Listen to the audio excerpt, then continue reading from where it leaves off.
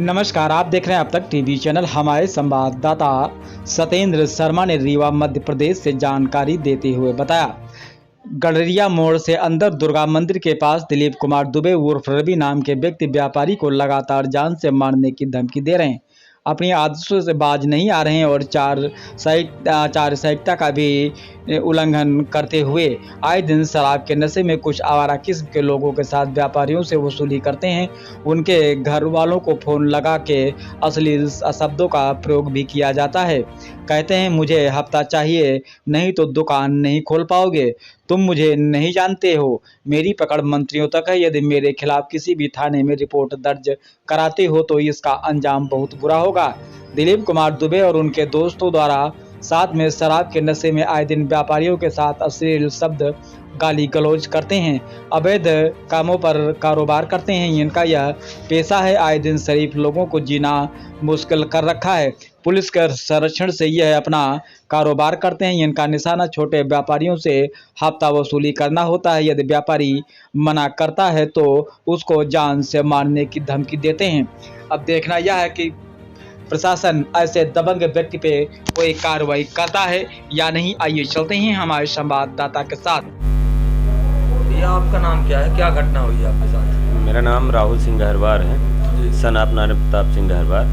पिताजी हमारे गांव में टीचर हैं और ये दिलीप दुबे उर्फ रवि दुबे, इनका घर यहीं बाल न्यायालय से थोड़ा सा पीछे, उधर गडरिया से रास्ता जाती है, दुर्गा मंदिर के पीछे उनका मकान। ये फर्जी काम करते हैं, इधर उधर फंसा के पैसा लेके ज़बरदस्ती किसी को परेशान करेंगे और कुछ ब्याज में भी पैसे का लेन देन करते हैं और गाड़ी घोड़ा ये बेचने का भी काम करते हैं। तो ये इनको हमने बहुत पहले पैसा दिया था। तो ये हमारी दुकान से कुछ सामान लेके गए थे, वो हमारा पैसा नहीं दे रहे थे। फिर ये दूसरे से फाइनेंस करवा के दिलवाए थे, तो उसका हमने पैसा उनको 1-1 रुपये, हमारे मालिक भी थे वेल्डिंग मालिक, उनके सामने हमने 1-1 रुपये उनको दे दिया था। आज के डेट में हमारा उसका कोई 1 रुपये का लेन देन नहीं। हम ना उनका लगते हैं ना वो हमारा।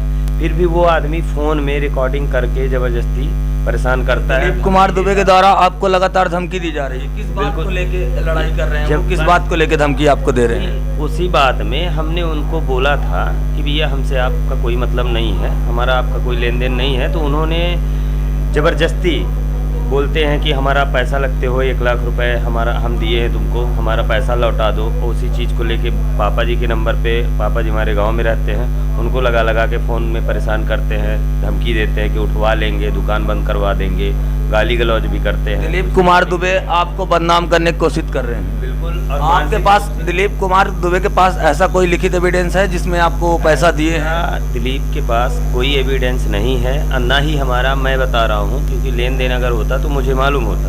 तो मेरा कोई भी 1 रुपये का लेन देन नहीं है, ना ही कोई मतलब है, ठीक है। लेकिन वो फालतू में हमको परेशान करते हैं, धमकी देते हैं कि हम तुमको देख लेंगे, घर से उठा लेंगे, दुकान नहीं। पास कोई एविडेंस है ऐसे जिस आपको फ़ोन के द्वारा धमकी मिलती है कि सामने आके धमकी? नहीं, हमको फ़ोन में धमकी देंगे, इधर उधर बताएंगे कि हम रीवा में देख लेंगे, तुम रह नहीं पाओगे, दुकान नहीं खोल पाओगे, कल सुबह मिलना, हम बताते दुकान में। इसका आपने कहीं आवेदन, अभी तक आपने इसके प्रति कहीं आवेदन दिया हुआ है क्या?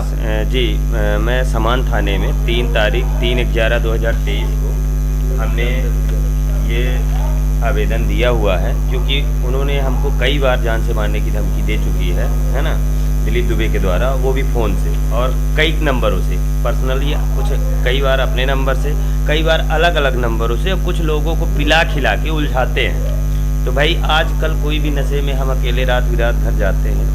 आप एक व्यापारी हैं, इस डर से आपने, आपको लगातार दिलीप द्वारा धमकी दी जा रही है, जान से मारने की धमकी दी जा रही है, लगातार प्रताड़ित कर रहे हैं, वो पैसे का दबाव बना रहे हैं, जबकि आपको पैसे दिलीप कुमार दुबे नहीं दिए। उनके कई मामले चल रहे हैं, ऐसे कई मामले दिलीप कुमार दुबे चल रहे हैं। आप शासन प्रशासन से क्या चाह रहे हैं? किस डेट में आपने? प्रशासन से हमने अपनी जान की रक्षा करने के लिए गुहार लगाई है। समान थाने में आवेदन भी हम 3 तारीख को ये दे चुके हैं। क्या आश्वासन मिला है आपको? समान थाने द्वारा क्या आश्वासन आपको? आश्वासन ये मिला है कि कार्रवाई की जाएगी, इसकी जाँच की जाएगी।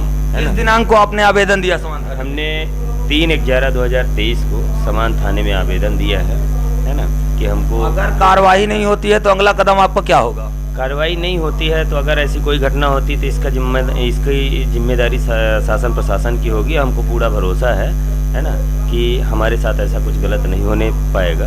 अभी शासन प्रशासन है, हमने दिलीप को भी बोला है कि अगर यही करना है तो कर लेना। हम भी देखते हैं भाई, शासन प्रशासन के पास जाएंगे। हम गए और उनसे गुहार लगाए हैं।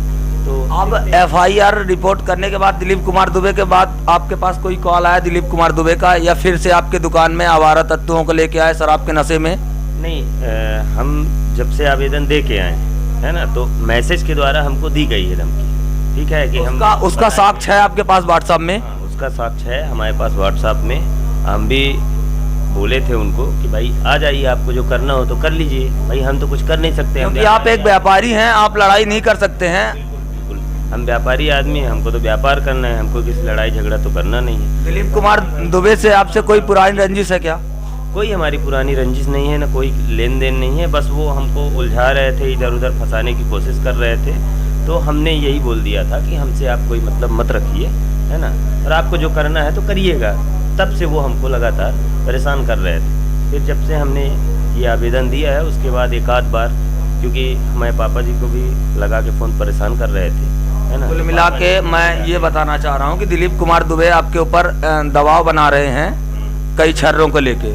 उसके माहौल और आपका समाज में दिलवाते हैं, गाली दिलवाते शाम को, ज़्यादातर शाम का उनको कॉल आता है। तो वो कहीं पीने खाने बैठते हैं, तभी अदर लोगों से उलझा के फंसाने की हमको कोशिश करते हैं और बदनाम करने की कोशिश की जा रही है लगातार आपको। शासन प्रशासन से मैं यही चाहूंगा कि आपको उचित न्याय मिले और थाना समान आपके आवेदन पे कार्रवाई करे और आपका कभी ले। जी, मैं भी यही चाहता हूँ। अभी तक कोई पुलिस आई क्या आपके पास जांच में? नहीं, पुलिस तो नहीं आई है अभी तक कोई, लेकिन हो सकता है कि थाने में उनका नंबर भी इसमें डला हुआ है। हमने नंबर डाला है, किस नंबर से फ़ोन आता था उनका। तो हो सकता है कि फ़ोन लगा के उनको समझाइश दी गई हो, क्या है वो शासन प्रशासन का काम है। चलिए, उचित न्याय मिलेगा आपको।